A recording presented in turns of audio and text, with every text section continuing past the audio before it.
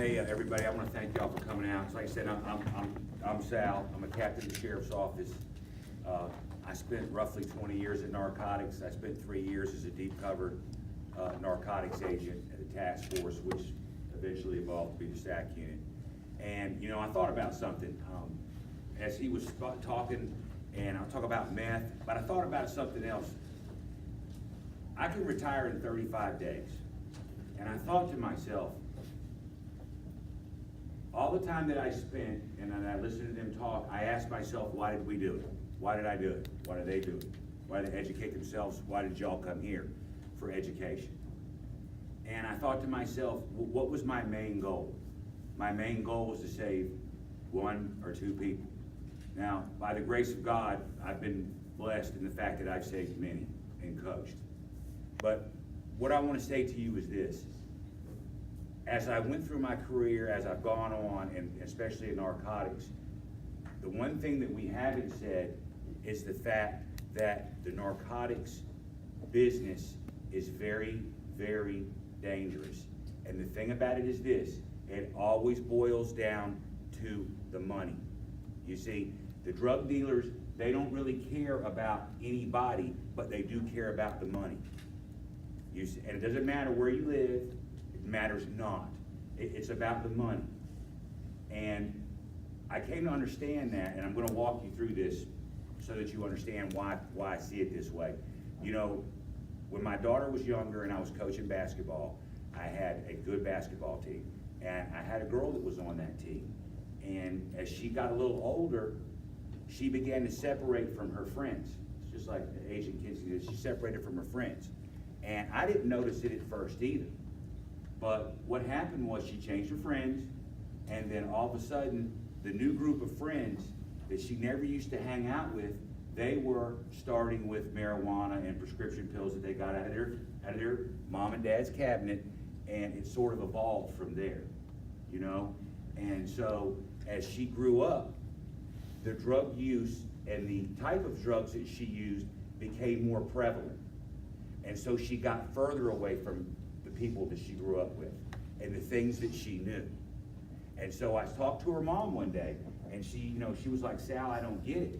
And so I tried to tell her that this is something wrong, and it's probably narcotics. Now, just like every mom, and I don't know how many moms that we've had here, but I'm one. And then you don't want to believe it can happen to you, you know? And that's the problem. Because there's nobody that's standing and walking that has a drug problem, a parent, guardian, mom, dad, brother, sister, grandmother, grandfather. This cannot happen to me. And it does. It happens all the time, you know. And so one night I got run over in a drug deal, and I was at the hospital. So I just broke my hand. It was no big deal. And as I was sitting there, a doctor walked in, and he pulled the curtain. And he wasn't the doctor that was seeing me particularly. He was just there. So he sat down and he said, I got to ask you a question. And I said, yes, sir, what is it? He says, my son has a cocaine problem. What should I do?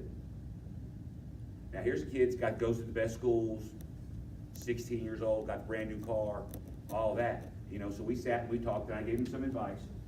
And the best advice I can give you is this: as a parent, or a guardian, or just a friend, don't bury your head in the sand and act like it's not happening. Because when you do that, it'll only get worse. So this particular girl that played basketball before me when she was young, she continued to progress in it. And of course, you know, as friends, we don't want to be the uncool friend that brings it to somebody's attention that this problem is happening. You know, we didn't want to be that person. You know, nobody does. So her friends, they didn't say anything. And then her parents got further away and further away and further away and further away. And then at the age of 17 or 18, she was walking the streets.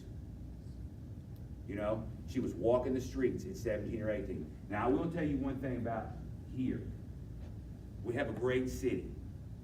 But a lot of times when you find yourself in that situation at 17, 18, 19 years of age, and you've exhausted your resources, where do you go? I'll leave it at that for a second. So as she went on, of course, The next thing came was the prostitution. And I knew that because at the same time, I was still in the narcotics unit. And I watched her walk on Night Road. So then I put a couple of other undercover agents in a hotel. It's a girl that I watched grow up, that I tried to keep away from it.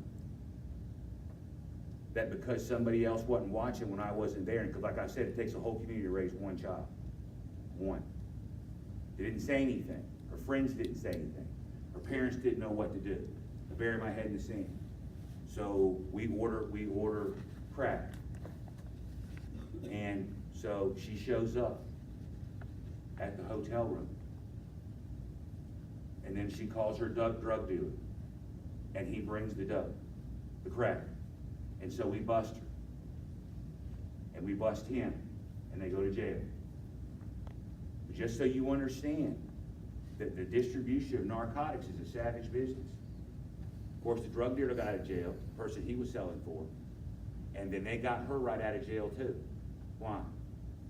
Because as long as she's out, she can get out there and turn tricks, and she can also help distribute the narcotics. It didn't matter how many times we put her in jail, and her mom and daddy said, Sal, please keep her in jail. Please.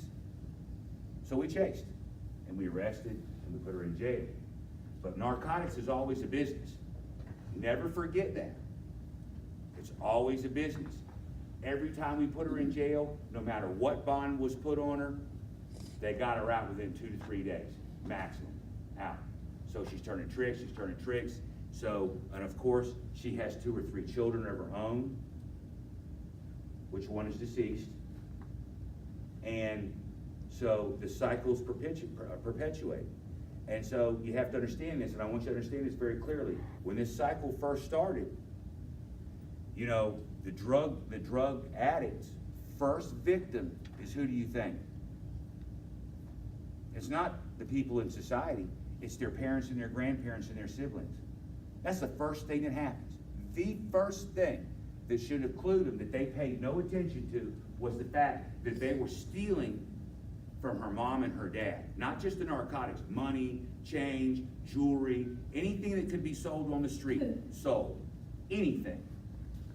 You know, and then so what happened is eventually with the other siblings and this and that, they didn't pay attention, that what happened was she got further out onto the street. So the signs are the first victims for the drug addict when they start getting into it is the family members. And then they get to the point where they don't want it anymore.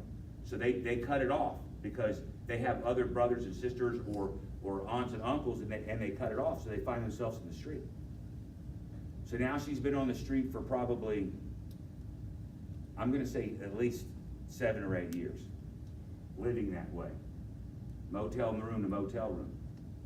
And I talked to her, because I'm trying to get her in rehab, and I can't get her away from the dope dealers long enough, because she makes them so much money, walking the street and selling drugs and hooking up over here. She's gotta remember, drugs are about money. And incidentally, as she talked about, what people don't realize about the pharmaceutical companies is they are the absolute most powerful lobby in this nation. The absolute, they are the absolute most powerful lobby in this nation. You know why? You know, you talk about the doctors. What they don't tell you is this. When the doctors bring in the pharmaceutical reps and all that, if they prescribe their particular drug, whatever it is, Lorcet, Pfizer, it doesn't matter. The doctors get bonuses and vacations and lunches at their office for their people that work there from the pharmaceutical companies. You see, money. It's all about the money. So I'll just say this because I'm a little long, but the end of it is this: when you're confronted with this situation, when you're confronted with it and it looks you right in the face, you cannot, as investigator Kenzie did, you cannot bury your head. You have to look at it and see it for what it is. Because I don't know where she's at right now. I have no idea. I know she called me from a motel room and I was trying to get her in rehab, but then they move her. And so I asked myself at the end, you know, what's our responsibility? You know, do I have any school teachers in here? Any school teachers? You just gotta save one. You just gotta save one. And then when you do that, this thing will turn on its own, because the government can't do it. None of us sitting up here, no matter what we do, we can't change it. That has to come from us as a group. That's where it has to come from. Thank you.